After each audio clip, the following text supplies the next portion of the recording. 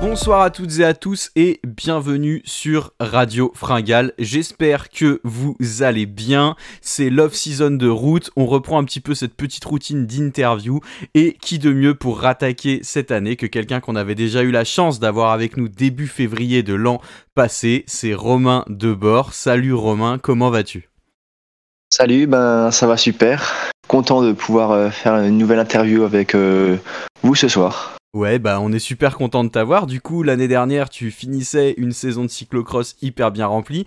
Il y avait plein de choses qui allaient se lancer pour la saison, changement de club sur route, de bonnes ambitions sur VTT. Je te propose que ce soir, on retrace un petit peu tout ce qui s'est passé pour toi durant cette année 2022 et puis qu'on parle là du coup de cette transition 2022-2023 et de cette nouvelle saison de cyclocross. D'accord, on pourra parler de ça alors.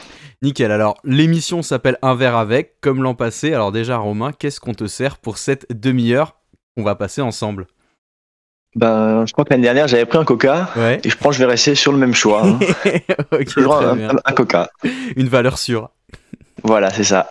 Ok, de mon côté, ça va être un petit café décaféiné, histoire de pas avoir de soucis pour dormir derrière, mais voilà. Du coup, je disais, plein de choses ont changé pour toi cette année. Alors déjà, pour commencer, toi, comment tu vas ? Comment tu te sens après cette année 2022 ? Après cette année 2022, je me sens super bien. C'était ma dernière année dans la catégorie junior, en tout cas sur route et sur VTT. Du coup, il fallait bien profiter vraiment là des dernières courses entre parenthèses de jeunes. Maintenant là on est rentré dans la cour des grands. Voilà. Et tu t'y sens comment dans cette cour des grands comment tu t'y prépares du coup ? Là pour l'instant j'ai commencé du coup là la saison de cyclocross dans la catégorie espoir. Et ça va, c'était un peu dur au début, c'est sûr, il y a pas mal de changements. Mais on va s'y faire. Ok, si tu devais nous décrire ta saison en général, en sortant, je sais pas, peut-être un mot, un adjectif ou un sentiment qu'il en ressort, ce serait quoi ? Super expérience. Ok.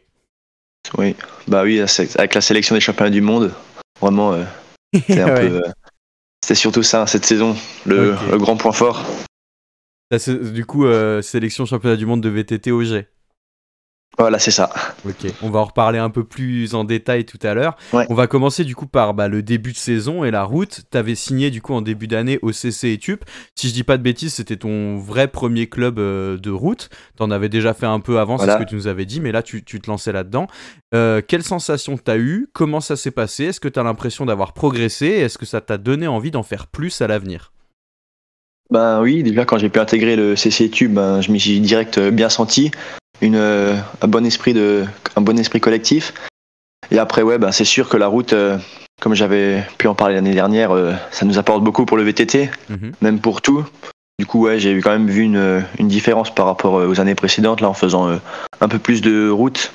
Et on le ressent. C'est pour ça que maintenant, je vais continuer les années à suivre, à faire encore pas mal de routes pour compléter le VTT et tout ça. Cyclocross. C'est quelque chose qui te plaît de plus en plus ou t'en fais parce qu'il faut en faire ?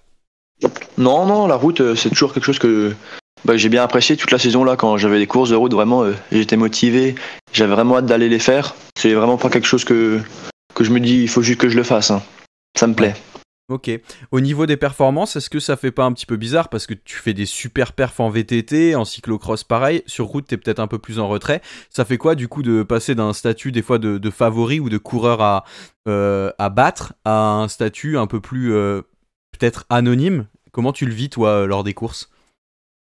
C'est le vie normal. Pour moi c'est aucun problème. C'est sûr que la route c'est toujours...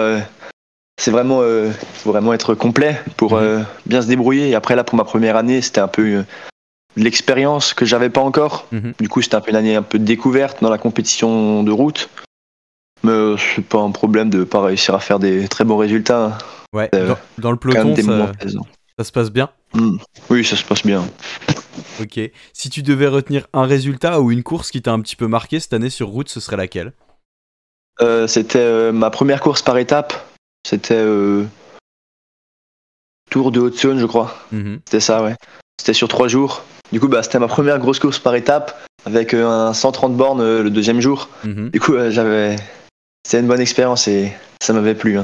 Ouais, ça doit complètement changer des courses d'un jour finalement que tu as l'habitude d'avoir en VTT ou même en cyclocross. Ouais, voilà, déjà ça. Et même après l'enchaînement des 3 jours, plus des grosses distances, c'était pas mal. Ok, t'en es sorti grandi. Oui, c'est ça. Ok, super. Du coup, juste cette année, on va en parler après, t'as signé au Cross Team Legendre pour le cyclocross. Ça va être aussi pour les courses sur route à l'avenir? Oui, ça va être du coup pour les deux. Donc sur route, le CC Etup, c'est terminé pour le... Enfin, tu seras plus en 2023. Si, j'y serai encore. Normalement, je ferai les deux normalement. D'accord. Je regarde. On va encore planifier. Ouais, vas-y, je t'en prie. Bah normalement, là on va encore regarder ça avec du coup Etup et le Cross Team pour voir comment ça va se passer. Mais normalement, je suis au Cross Team en cyclocross de toute façon. En VTT, sur ce que je vais faire l'année prochaine. Et après aussi normalement en route, normalement on verra encore. Normalement c'est avec les deux. Ok. Si on arrive à jumeler, ouais, ok. Voilà, c'est ça. Du coup, on va faire la transition sur le VTT. T'as fait une super saison de VTT. Comment ça s'est passé? Est-ce que t'as été satisfait de ton niveau? Est-ce que t'as rempli tes objectifs? Oui, c'est sûr. J'ai déjà réussi à faire un bon début de saison sur la première Coupe de France à Marseille, qui était aussi une Junior Series. J'ai réussi à faire une 5e place. Du coup, après, je me suis dit, la saison, elle va bien commencer. J'ai eu une blessure un peu en début de saison. Okay. Du coup, ça m'avait mis un petit mois, pas sans résultat, mais j'ai pas réussi à retrouver une grande forme. Et après, au BSA, j'ai fait mon premier podium en Coupe de France VTT. Ouais. Une 2e place. Et après, la Coupe du Monde de Albstadt et de Nové Mesto. Une super expérience. Hein. J'avais déjà pu y participer l'année dernière à Albstadt. Mais pas à Nové Mesto. Du coup, Albstadt, j'ai fait 7e sur la Coupe du Monde. Un beau résultat. Hein. J'étais content après cette course. Et après, Nové Mesto, un peu plus loin, une 15e place, mais super expérience. Hein. Un parcours au top. Un parcours mythique pour le VTT. Ouais. C'était la première année que t'arrivais à faire ce genre de perf-là? Oui, c'est sûr. En Coupe du Monde, l'année dernière, à part Albstadt, j'en avais pas fait. Et après, sur les autres Coupes de France, ça s'est aussi bien passé au Dévoluy, là, cet été. J'ai fait aussi une 3e place. Et après, au championnat de France, j'étais tombé malade la semaine d'avant. Ouais. Du coup, c'était un peu compliqué.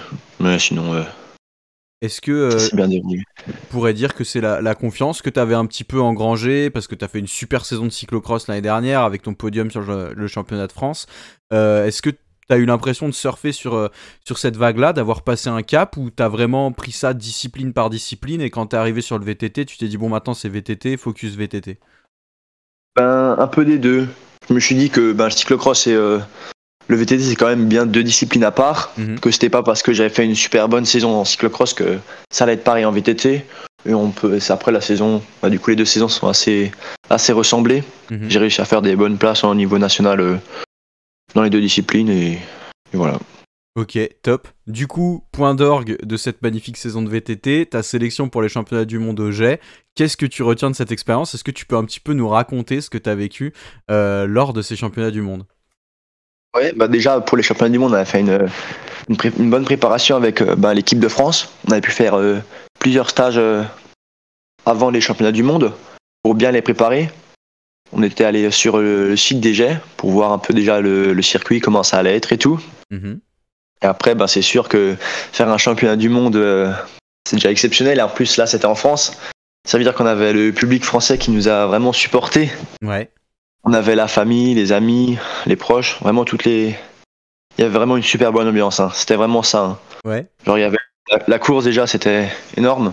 Mais avec le public et les supporters autour, c'était encore mieux. Le public français assure? Voilà, c'est ça. C'est top. Du coup, ça se passe comment la vie au sein du groupe France pour un événement comme ça? On était dans un grand logement. On était toute l'équipe de France ensemble. C'est-à-dire, on avait nos chambres, les juniors ensemble, les espoirs et tout ça à part. Genre chaque catégorie. Mais après, on se retrouvait pour manger, tout ça, ensemble. On pouvait faire les reconnaissances aussi ensemble. Du coup, c'est aussi une bonne cohésion. Ok. Une bonne entente et tout ça. Est-ce que les perfs des uns et des autres, ça motivait pour donner le meilleur au moment de la course, quoi? Je pense. Après, nous, les juniors, on était les premiers à rouler. Du coup, il n'y avait pas encore eu de course avant. Et ouais, c'est sûr que ils avaient fait un bon relais, les Français. Du coup, on a un peu pu voir ce qui comment comment ça se passait sur le circuit en mode course, avoir des conseils de ceux qui avaient fait le relais et pour réussir à être le mieux le jeudi. Ok, et du coup, tu finis à une 19e, si je dis pas de bêtises. Ouais, c'est ça. C'est ça, hein. J'étais plus sûr entre 19 et 15. Oui. Donc bien, tu finis 19e, t'es satisfait de cette place-là. En plus, t'étais parti super loin. T'as passé ton temps à remonter du monde tout au long de la course. Ça devait être fou, non? Oui, c'est ça. Bah justement, déjà la nuit de mercredi soir à jeudi, j'étais malade la nuit. Ok. J'ai vomi à la moitié de la nuit, j'ai presque pas réussi à dormir. Le stress coup, le matin, ou... Non, c'était, je pense, attraper un truc. Du coup, c'était pas parti super bien. Après, le lendemain matin, moi j'étais un peu fatigué, du coup, normal, que j'avais vraiment eu du mal à dormir. Et la journée après, ça allait.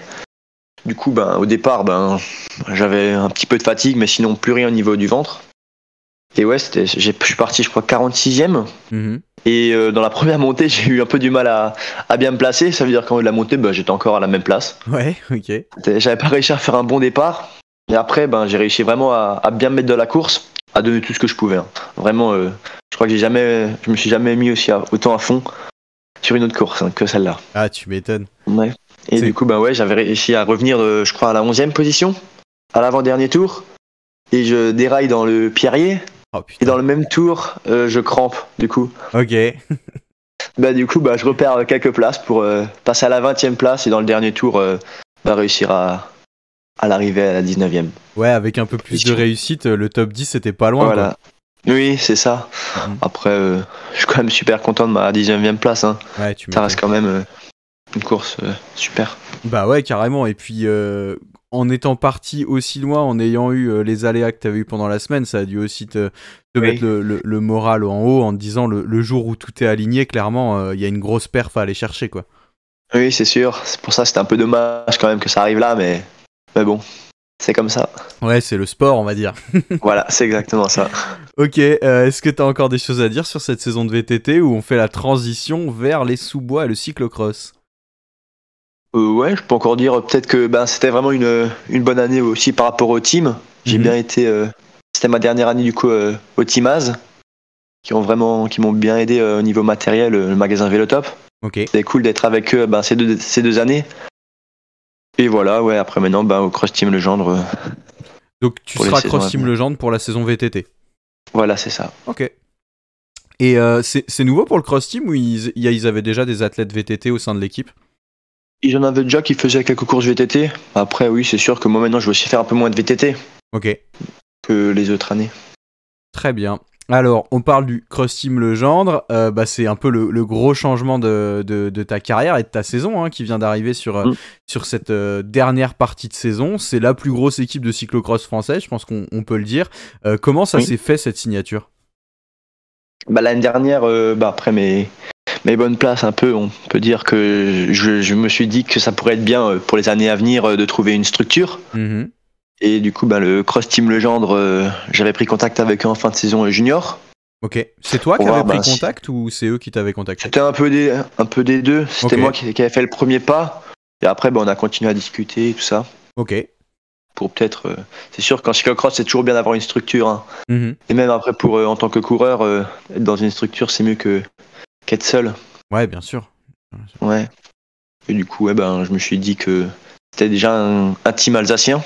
Ça veut dire que par rapport à chez moi, là, j'habite à Colmar en ce moment, du coup ça veut dire que c'est à 20 minutes de chez moi. Le team, ça pouvait être un avantage au niveau matériel et même au niveau équipe, c'est surtout ça, hein.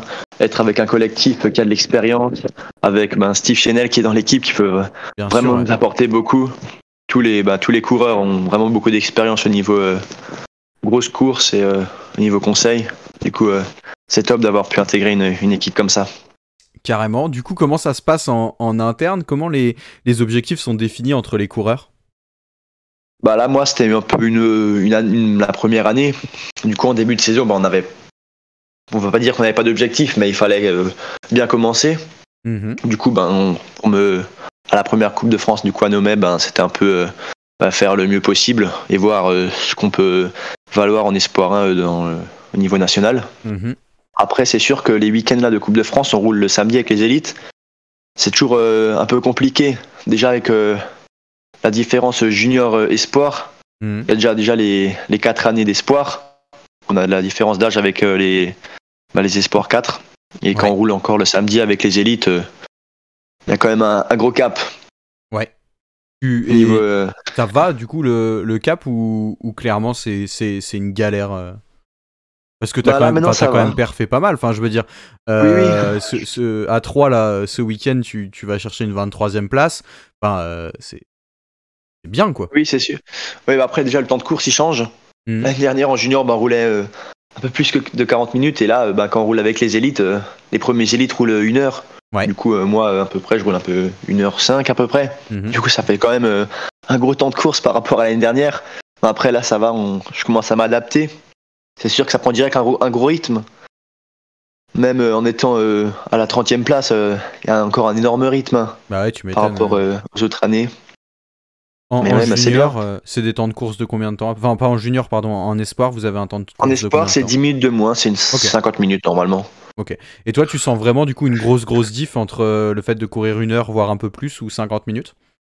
En début de saison, sur les 2 premières Coupes de France, j'ai remarqué, genre, je sentais que quand il restait encore 2 tours, je me suis dit, purée, ça va être dur d'aller finir ces 2 tours avec un gros rythme. Mais là, ce week-end, vraiment, j'étais vraiment bien. J'ai l'impression que les 2 courses étaient de durer 50 minutes, mais maintenant, on commence un peu à s'habituer. Quand tu iras taquiner les podiums chez les élites, t'auras l'impression que les courses durent 1 heure à chaque fois, il n'y aura pas de souci. C'est ça. Ok, du coup l'an dernier tu nous disais que tu t'entraînais à peu près 8 heures par semaine si je me souviens bien. Est-ce qu'il y a eu des changements? Est-ce que le fait de rejoindre le Cross Team Legendre, t'as vu une différence de professionnalisation? Est-ce que t'as l'impression de passer un cap? Oui, c'est sûr qu'au niveau d'entraînement, du coup on a un peu augmenté. Pas énormément. Après ça dépend un peu les périodes aussi et les objectifs qu'on se fixe. C'est sûr que maintenant, là, quand je suis en période hivernale avec le travail et tout ça, j'ai peut-être un peu plus de mal à faire des grosses semaines. Du coup, là, je pense que je tourne aux alentours des 10 heures. J'arrive pas beaucoup plus. En alternant encore de la course à pied avec, du gainage, des étirements et tout ça. Tu comprends ça dans les 10 heures ou tu roules 10 heures et tu les 10 heures d'entraînement au vélo et après 1 heure de course à pied à peu près par semaine. Ouais, et après étirement et gainage un peu tous les jours. Et après, c'est sûr qu'on prépare des objectifs, on peut un peu augmenter ça, mais on va commencer ça maintenant du coup pour les objectifs fin de saison. Ok, très bien. Et du coup, au niveau du staff et de l'entraînement, est-ce que tu es resté avec l'entraîneur dont tu nous avais parlé l'an passé ou est-ce qu'en changeant de structure, tu as complètement changé aussi ton entourage à ce niveau-là? Non, j'ai gardé mon entraîneur que j'avais l'année dernière. Du coup, c'est toujours le même que j'ai depuis mes débuts. Voilà, c'est ça. Après, il travaille ensemble avec l'entraîneur du team, parce qu'on a un entraîneur aussi au team. Et du coup, ça se passe très bien. On arrive à programmer les différentes courses et les entraînements qu'on veut faire et les différents objectifs. Super. Alors du coup, quelles étaient tes attentes perso pour cette saison et quelles sont tes attentes pour la suite de la saison? Je t'avoue que nous, on était super déçus de pas te voir à Namur. Je t'avais écrit d'ailleurs pour te le dire. C'est un circuit technique qui correspond super bien à tes qualités. Nous, on aurait adoré t'y voir. On est sûr que t'aurais perfé de fou. Mais du coup, toi, sur ce début de saison, est-ce que t'es satisfait et qu'est-ce que t'attends pour la suite et les prochaines épreuves, les prochaines échéances? Est-ce que t'as dans un coin de la tête peut-être une sélection pour les championnats du monde? Dis-nous tout. Oui, c'est sûr, je suis content de mon début de saison. Là, j'ai pu faire en course espoir, le dimanche, 3 fois les top 10.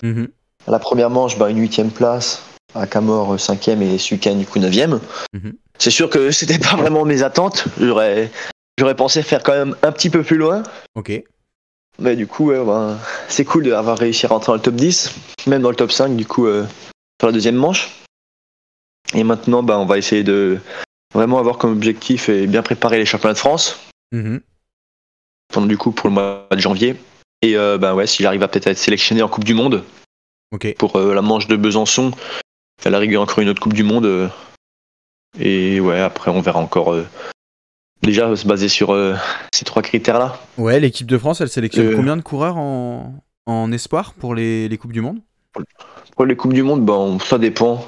En général, ils en prennent à peu près 5. Sur les Coupes du Monde Espoir, on regarde des sélections. En tout cas, c'est ce qu'ils ont fait au championnat d'Europe et à la Coupe du Monde la dernière Coupe du Monde Espoir. Ouais, du coup, il faudra voir, ouais. T'es pas loin, parce que là, si on prend ton classement de la Coupe de France de cette saison, tu finis en 6ème position. Oui, avec un Belge en plus à l'avant. Du coup, ça veut dire que après, ça dépend les courses. Là, par exemple, Nathan Beaumenel qui gagne ce week-end, qui vient de faire seulement cette coupe de France, n'était pas dans le classement général. Du coup, ça varie encore avec les autres coureurs. Mais ouais, ça serait bien de pouvoir faire une Coupe du Monde et rentrer dans une sélection une fois cette saison. En tout cas, ce serait avec grand plaisir qu'on pourrait te retrouver à Besançon. Ouais. Si je dis pas de bêtises, c'est après les championnats du monde, c'est vraiment fin de saison. Non, je crois que c'est après les championnats de France. Ok, d'accord. C'est fin du mois de janvier. Ok. Et les championnats du monde, c'est début février. Ouais, donc c'est la dernière manche avant les championnats du monde, peut-être ? Ouais, possible. Ok. C'est possible. On ira voir tout ça. Mais ok, et du coup, pour conclure sur ce changement de KT, tu nous en as parlé un peu, que c'était difficile, même les courses un peu plus longues. Au-delà de la difficulté de la longueur des courses, quelle autre grosse différence tu vois avec le niveau junior ? Parce que finalement, là, tu rentres quasiment au même niveau, avec les mêmes places que tu pouvais faire l'an passé, mais quand tu étais en junior, quoi. Oui, c'est sûr. Là, en fait, moi, je vois ce qui manque un peu pour être encore plus devant. C'est du coup l'expérience, la force et tout ça. Après, le niveau technique, je veux pas dire que j'ai un bon niveau technique, mais genre le niveau technique, il est pas mal. Du coup, c'est quelque chose sur quoi j'arrive à un peu avoir mes points forts pendant les courses. J'ai peut-être un peu moins de force que les autres, mais au niveau technique, j'arrive à peu près à avoir le même niveau que les mecs de devant. Du coup, c'est un peu sur ce point fort que je me base. Alors, voilà. Parce que si on regarde l'année dernière, ta meilleure perf en Coupe de France, c'était 2ème. Cette année, c'est 5ème. Alors que tu changes de KT, t'es bien rentré dans la KT Espoir, quoi. Y a pas de souci. Oui, c'est ça. J'étais aussi assez surpris de pouvoir direct prendre des gros rythmes de course. Parce que là, les rythmes, vraiment, c'est vraiment dès qu'il y a le coup de sifflet jusqu'à la ligne d'arrivée à fond. Ouais. Hein. On a vraiment 0 minute de répit et tout le temps à fond. Du coup, c'est dur des fois de direct de se mettre dans la course. Ce week-end, j'ai eu un petit peu d'accrochage au départ. Du coup, j'ai pas réussi à direct me placer bien devant et on a vu que c'était un peu compliqué direct de remonter en tête de course. Ouais, c'est pour ça il faut vraiment réussir à vraiment bien se mettre dans la course dès le départ pour être aux avant-postes. Ok, et du coup, pour terminer tranquillement cette interview, l'année dernière, si je dis pas de bêtises, t'étais en terminale, tu nous expliquais un peu comment tu réussissais à allier ta vie de sportif de haut niveau et de lycéen. Est-ce que t'as eu ton bac ? Et si oui, comment tu fais aujourd'hui ? Est-ce qu'il y a eu des changements ? Est-ce que tu restes un peu dans la même lignée de ce que tu pouvais faire l'an passé ? Oui, du coup, j'ai eu mon bac en menuiserie. Félicitations. En menuiserie. Oui, merci. Et par contre, j'ai complètement changé de voie. Ok. Maintenant, je suis parti dans un apprentissage en tant que conseiller technique cycle. Ok. Ça veut dire que je travaille dans un magasin de vélo à Colmar. Ok. Et j'ai des horaires aménagés. Ça veut dire que mon apprentissage se fait avec un tiers-temps. Je le fais en 6 mois de plus qui est d'origine, de base. Du coup, ça veut dire que ça me laisse le temps pour aller m'entraîner, pour faire mes courses et tout ça. Ton apprentissage, c'est dans le cadre de quelle formation ? C'est un BTS ou c'est... Non, c'est l'équivalent d'un bac pro. Ok. Mais c'est pas un bac pro, du coup, c'est autre chose. C'est, ouais. Okay. Qui te permettrait, du coup, dans un deuxième projet, de pouvoir plus tard, ou même en même temps que tes courses, continuer à bosser dans le vélo, quoi. Voilà, c'est ça, dans un magasin de vélo. Et là, comme c'était un peu loin d'où j'habitais, j'avais quand même une bonne heure de train par jour. Ça veut dire que ça me faisait lever tôt et rentrer tard le soir. Là, j'ai pris un appartement à Colmar. Okay. C'est-à-dire que je suis à 5 minutes d'où je travaille. Comme ça, pour le niveau entraînement et tout ce qui va autour, c'est plus facile. Carrément, puis tu peux profiter du marché de Noël, là. Voilà, ouais, c'est ça, là, en ce moment, c'est le marché de Noël. Ça va, c'est pas trop galère de circuler ? Non, ça va, en plus, pour me déplacer du travail de mon appart, je suis en vélo. Ouais. Là, c'est sûr qu'en ce moment, Ouais, il faut ralentir et il faut des fois marcher hein, avec le monde qu'il y a. Ça te fait penser au cyclocross, tu déchausses et puis tu cours. Voilà, c'est ça. Ok, ça marche. Alors, l'an dernier, tu nous avais raconté ta plus grosse fringale, parce qu'on finit les interviews comme ça. Tu nous avais raconté cette fringale que tu avais eue sur une course sur route. Est-ce que cette année, tu as une nouvelle anecdote à nous raconter au niveau des fringales ou autre, ou est-ce que celle que tu nous avais racontée avant reste la numéro 1? Bah ouais, du coup, l'année dernière, c'était sur une course de route. Bah là, du coup, c'était un peu sur les championnats du monde. Après la course, vraiment, j'avais... Bah, du coup, pendant la course, je m'étais hydraté correctement et mangé mes gels et tout ça correctement. Mais après la course, pendant 1 heure, genre, j'étais complètement mort. Genre, j'arrivais même plus à parler, je tremblais. Je sais pas, je pense à cause de l'effort. Ouais. J'avais tout donné. Genre, déjà, je pense pendant toute la course, je roulais la tête dans le guidon. À fond tout le temps. Du coup, bah, après la course, j'avais plus aucune énergie. J'ai pris à peu près au moins 1 heure à me ressaisir correctement. Extinction des feux totale. Voilà, c'est ça. Ok, mais bon, le jeu en valait la chandelle. Voilà, c'est ça. Ok, top. Bon bah écoute, je sais pas si tu veux ajouter encore quelque chose, Romain, par rapport à tout ce qu'on a pu se dire pendant cette petite demi-heure. Je sais pas s'il y a des gens que tu veux remercier. Enfin voilà, t'as un peu de temps pour toi là, n'hésite pas. Ouais, bah oui, bah je veux remercier du coup mes parents, parce que c'est du coup cette année sur le VTT et tout ça, bah, c'était encore avec mes parents que j'allais sur les Coupes de France. Un grand merci à mon papa, à ma maman et mon frère, parce qu'on se déplaçait souvent nous 3 du coup. Après, mon entraîneur, parce que sans mon entraîneur, c'est compliqué de faire ce que je fais, du coup, au niveau résultat et tout ça. Et bah oui, au magasin Vélotop pour l'aide matérielle toute la saison. Aussi au comité des entreprises pour un aide financier, du coup, cette saison. Comité des entreprises de Saint-Louis. Et ouais, du coup, maintenant, un grand merci au Cross Team Legendre pour la saison que j'ai commencé et pour la suite. Et aussi au CC Tube pour la saison de route. Ok, en espérant que l'avenir soit radieux. En tout cas, il n'y a pas de raison au vu de ce que tu nous montres aujourd'hui. Oui, c'est ça. Et aussi, un grand merci aussi à mon patron qui me laisse quand même pouvoir bien concilier le travail et l'école. Ok. Voilà. Top. Et merci beaucoup Romain. Juste du coup, je vais ajouter une petite chose parce que nous aussi, on a un petit peu évolué depuis la première fois où on t'avait eu en interview. On s'est constitué en association. Donc si vous nous découvrez aujourd'hui et que vous voulez nous soutenir, vous pouvez venir adhérer à l'association Radio Fringale. L'objectif étant de développer le podcast de plus en plus, pour mettre en avant le vélo et un maximum de monde. Et puis voilà, si vous nous découvrez également, vous pouvez aussi vous abonner à la chaîne, c'est pas grand chose pour vous et nous ça nous aide énormément, notamment pour la visibilité et la monétisation des vidéos. Romain, merci pour cette demi-heure.